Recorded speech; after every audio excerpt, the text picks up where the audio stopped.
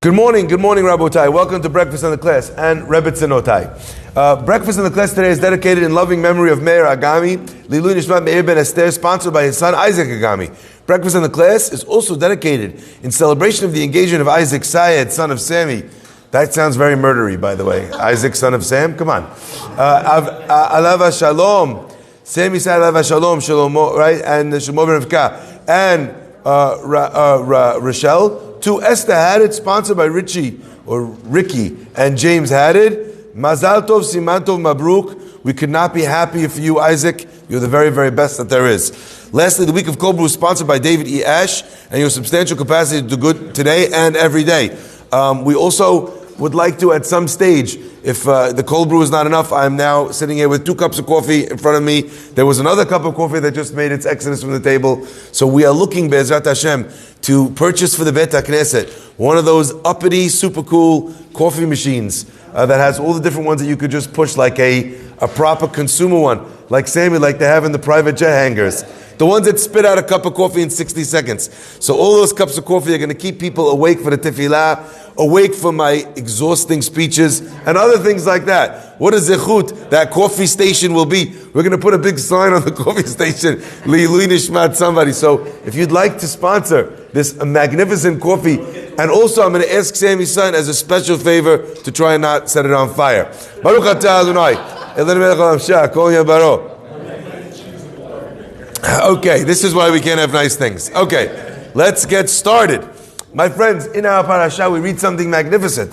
The parasha tells us about the fact that Bezalel and the people who had donated of their time, the volunteers, that were coming forward to build the temple, they were called Chacham Lev. They are Chacham Lev. They are wise-hearted. They built the Mishkan, and these guys did it, and the wise-hearted, and the ones that Hashem had made wise-hearted. It keeps referring to them as wise-hearted, which is kind of like, I feel like either they're like alter ego, super cool, like knight name, like Richard the wise-hearted, instead of the lion. I'm not sure exactly, but each time they're called wise-hearted. But what's fascinating to me is that God tells us why they wise-hearted, because I made them that way. And in the heart of all of the wise-hearted, Ubelev kol chacham lev, and in the heart of all the wise-hearted, God says, I put wisdom.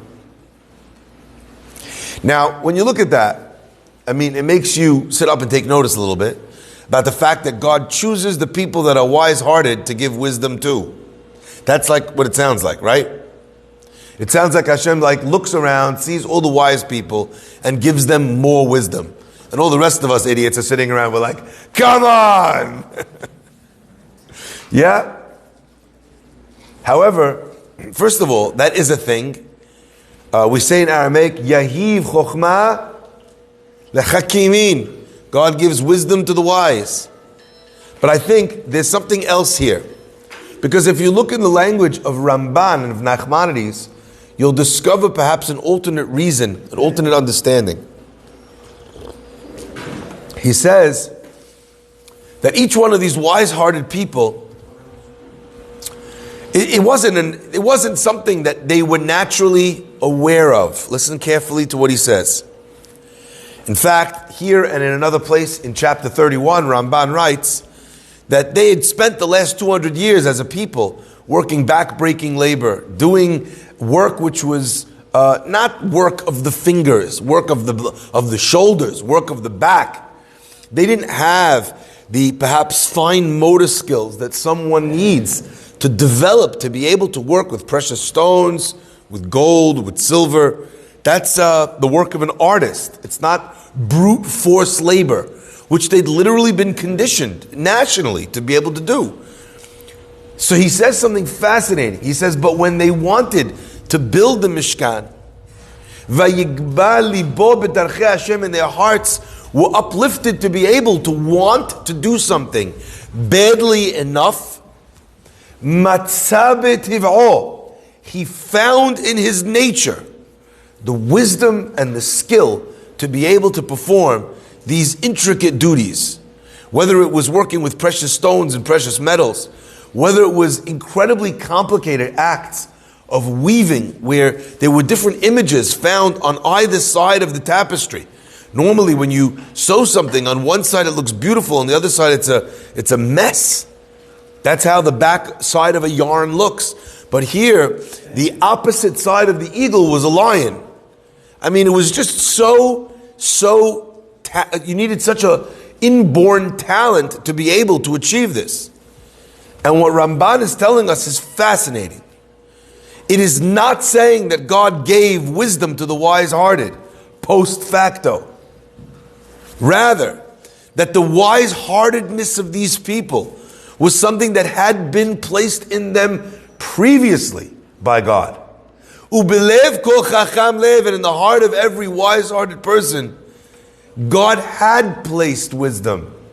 Not God placed wisdom. God had placed wisdom. And the Ramban, when we are first introduced to the character known as Bitzalel, he reveals to us something magnificent. If you look at the end of the piece over there that I quoted just now, in chapter 31, Ramban writes, Re'u, see, karati b'shem Bitzalel ben Uri ben Hur. See, I called the name of Bitzalel. What does that mean? Karati b'shem. It should say, I called on Bitzalel. The Ramban brings a pasuk in Yeshaya. Beterem etzarecha, before I made you in the womb, Yedaticha, I knew you.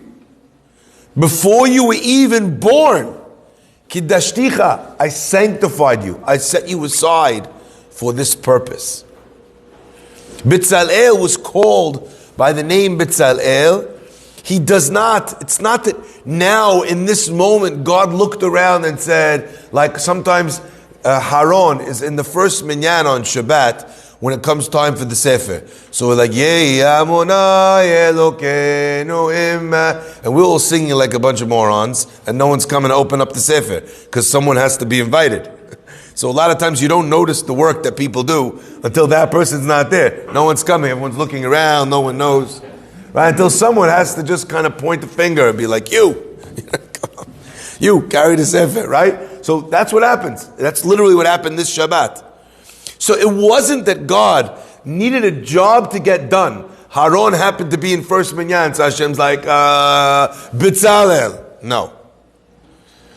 Hir'alo, says Ramban. He showed him Sefer Toldot Ha'adam. Now this is wicked cool. He showed him the book of the generations of man. Okay, so pause, hold on. Backstory. Fan fiction, except it's not fiction, all right? God has a book, and in the book is everybody's name. How cool is this? And what every person is going to do and accomplish in this world. How sick is that? You're all thinking, premeditation, free will. Shut up. I hate when people bring up like the same old question. Good, we'll deal with that when we deal with that. Not now in the middle of a class. Yes, Hashem, He is above time. He knows what you're going to do, not because He's decreeing it, but because you've done it in real time, and God just happens to also be present before. That's just how being above time works. God's wisdom, as Rambam says, is not, God's premeditation is not a contradistinction, does not act in contradistinction to our free will to choose. Because God's knowledge of what we do is based on our choice. And then just God has this really cool feature of being able to know it before, because He's above time. Now, Sefer Toldot HaAdam, says Ramban, he opens it up and he points to Bitzalel. Hir'alo! He showed him, look, Bitzalel was in this book. He was always meant to do this job. He was always outfitted. Now we understand what he means, Ramban. He was always granted the incredible talents that he needed to be able to do this job. So what happened now? Rabbi Twersky, who was an expert in in psychology, but particularly where psychology, human psychology, interacted with Judaic and Judaic practice and Judaism. He wrote many, many books on self-confidence, on self-doubt, on mental health, on anxiety, on sobriety, and his books are unbelievable. All of them, including the ones that he writes with the help of Snoopy. Okay? Fantastic stuff. Really? Like, I'd never sat there and learned. Have you ever read those books?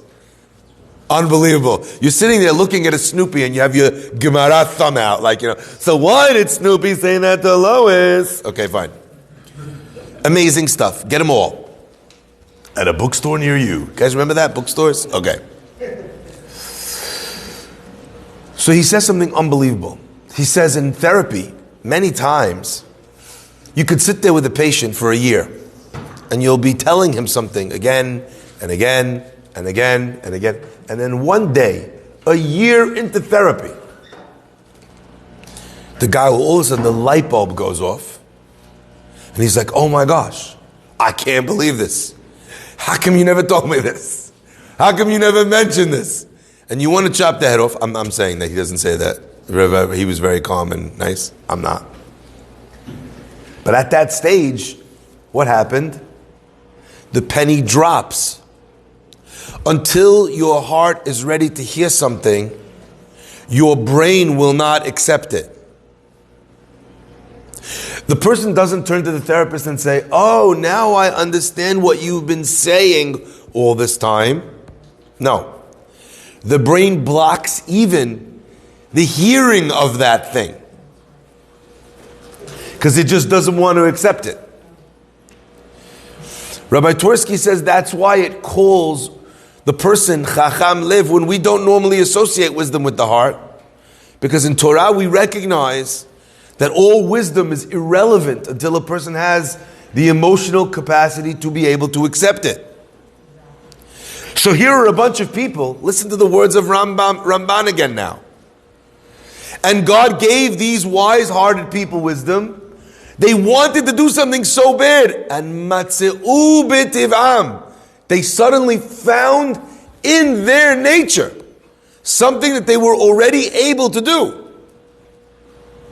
How much wisdom is there inside of me and inside of you that is not yet being used, is not yet being touched, because we haven't wanted something enough to be able to surface that wisdom. Let me give you an example. There are documented examples of people in moments of great tension, of great stress, of great trauma, who have managed to do something which would seem to us to be superhuman. Moving or pushing a car, jumping over an 8-foot, 10-foot fence. It doesn't seem humanly possible. But they do it in a moment of urgency, of emergency, where the adrenaline kicks in and suddenly the body reveals itself to be far more capable than you previously thought. Why? Because something told the body, this must be done. And all of a sudden what happens? That thing, you didn't create the ability. You just surfaced it. You didn't create the thought, the capacity, the talent. You just surfaced it. Rabbi Twersky writes that many geniuses are actually not geniuses. They just wanted something enough to have pursued it with so much devotion and thought and persistence that they showed signs or indications that other people, for them to figure this out, would have required a modicum of genius. But within them, that genius was achieved through hard work and determination. How much of this is going on unused, flowing through your veins? How many people die without revealing their inner greatness, their inner wisdom that they could have surfaced had they cared about something enough? Now, it seems to me that the avodah, that the work lies, perhaps, not in the difficult work. The work lies perhaps not even in the study. Where does the work lie? Where does the true work lie in education? Where does the true work lie in marriage? Where does the true work lie in avodat HaKodesh, in the development of self on a spiritual level? It lies, and again, and these are the key words in the title of this class, in developing desire.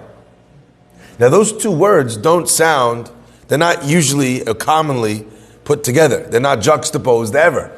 Because if you desire something, you don't need to develop it. I still remember the one and only Jackie Mason. Passed away. Remember Jackie?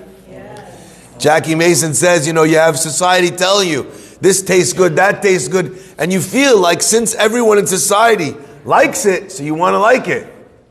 But he says, but you taste the potato chip. No one ever told you about a potato chip that you have to develop a taste. You know why? Because it tastes good. Do you understand this? I just told myself a better joke than I told you. Look at this person sitting here looking at me. It's a bullshit. Okay, fine. You don't have to develop a taste for a potato chip because you already love it. Most desires, you don't have to develop a taste, correct? You don't need to develop desire.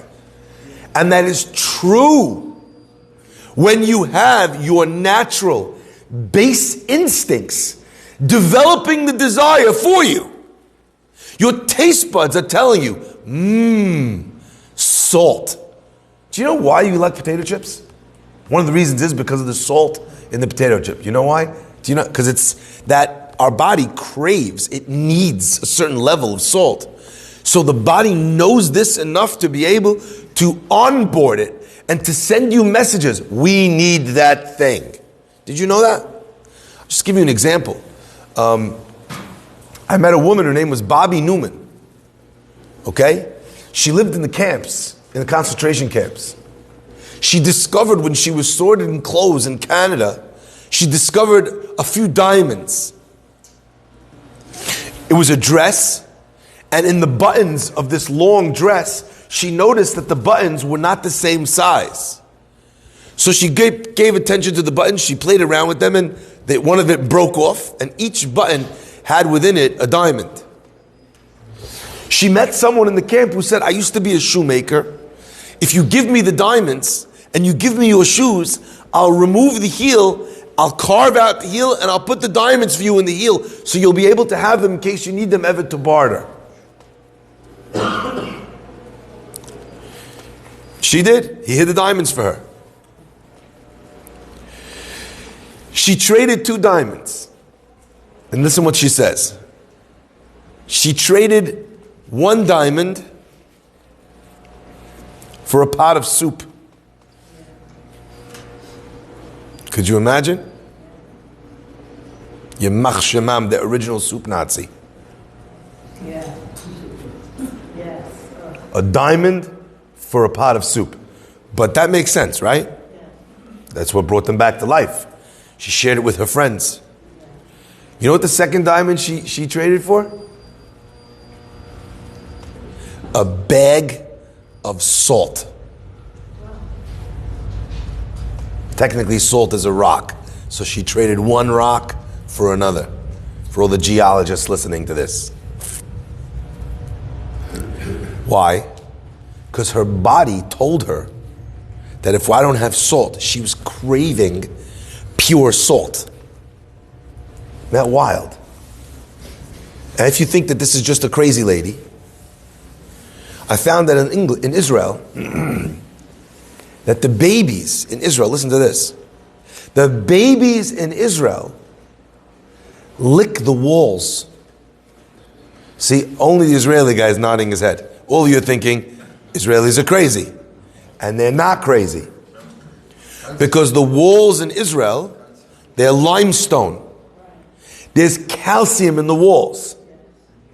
The baby, if he's licking the walls and you ask the doctor will tell you that the baby is calcium deficient. How the heck did the baby know he's calcium deficient? What do you go on? J-Health? You know? How do you know that?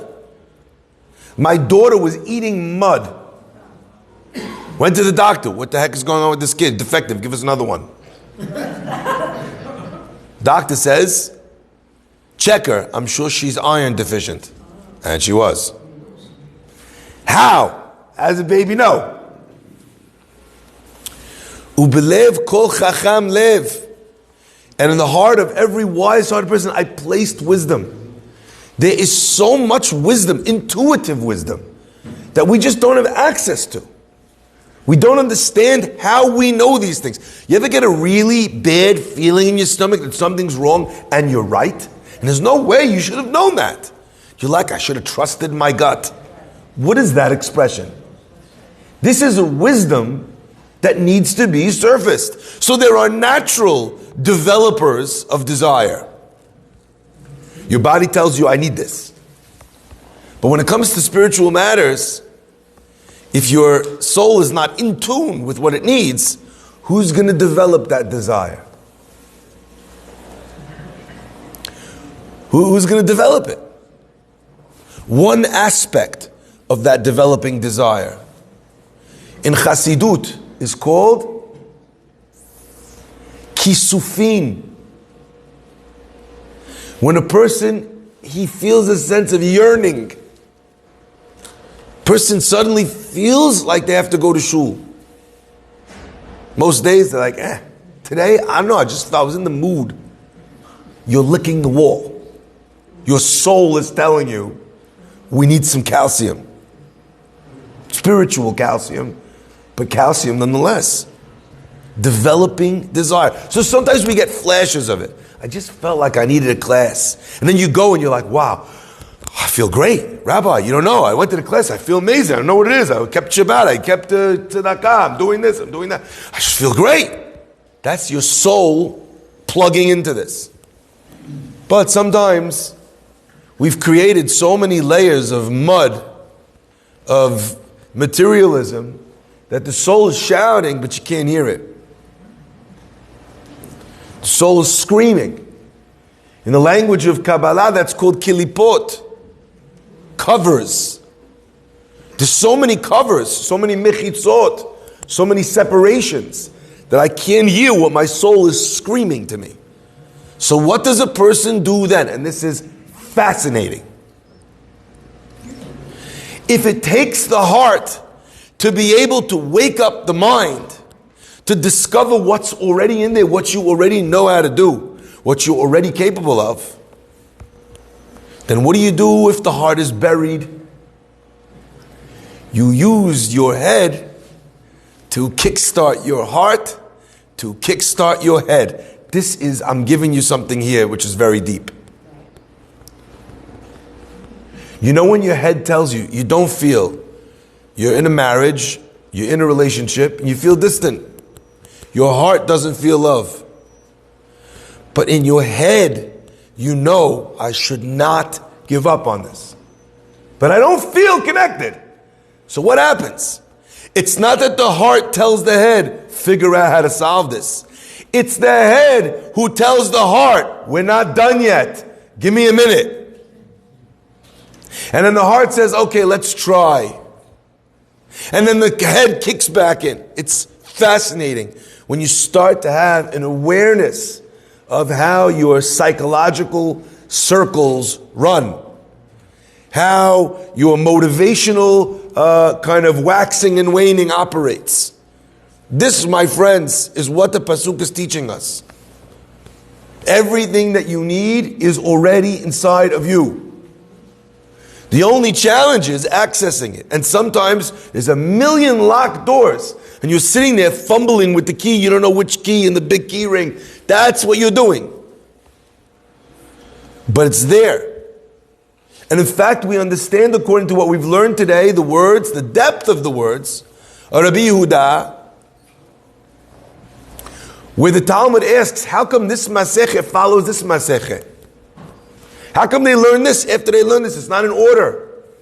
And the Gemara quotes Rabbi Yehuda, who says, the reason why he arranged it this way is because this is what the students wanted to learn. Ve'en adam lomed, a person does not study, finish it, ela betochma, he only learns betochma in something, shelibo chafetz, his heart desires. So you look at that statement, you're like, oh, okay, they just wanted to choose a book that they liked. Now you understand, no.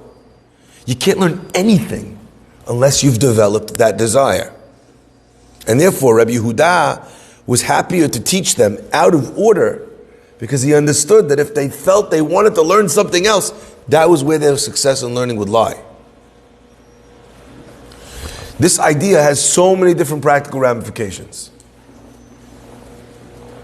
But it makes me go back to that woman in the Holocaust, to Bobby Newman, who found these diamonds, who's told by a shoemaker, give me the diamonds, give me your shoe, I'll carve out the heel, I'll put the diamonds in the heel. And in Bobby's story, she gets to take out those diamonds and use them and trade them for things that save her life. But how many of us walk around our whole life and never get the chance to trade in the inner wisdom, the inner power, the inner capabilities of our lives for something valuable? And we die with the diamonds in our heel, and nobody knows, and they chuck the shoes in the garbage. What a waste.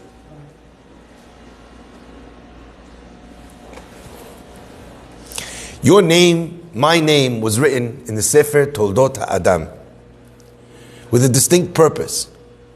And it is a great achievement to die, and at the end of your days it should say on your grave that you were a beloved father, a mother, a sister, a brother, a husband, a wife, a friend, whatever.